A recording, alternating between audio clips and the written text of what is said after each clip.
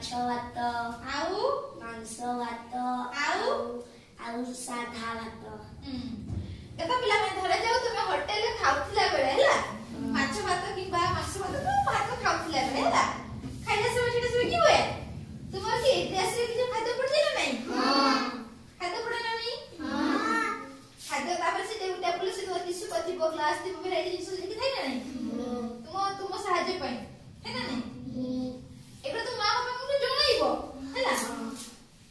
ଶୁଣ ଖାଇଲା ବେଳେ ଟିସୁ ଥିବ ହ୍ୱାଇଟ ପେପର ଗୁଡ଼ା ଦେଖିନି କାଗଜ ଭଳି ଏପରି ଟିସୁ ଭଳି ଥାଏ এই କାଗଜ ଭଳି ଥାଏ ନା ଏବେ ତ କଲରଫୁଲ ବାଲା ବି ଆସିଛି ନା ସେ ଟିସୁ ଗୁଡ଼ାକ ପୋଛି ଦେବ ଛାଡ଼ି ଯିବ ହାଲକା ଛାଡ଼ି ଦେବେନି ନା ସେ ଟିସୁ ୟୁଜ କରିବ ଯୋଉଠି ଅଳିଆ ଲାଗିଯାଇଥିବ କି ଅଳିଆ ହେଇଥିବ ପୋଛି ଦେବ ହେଲା।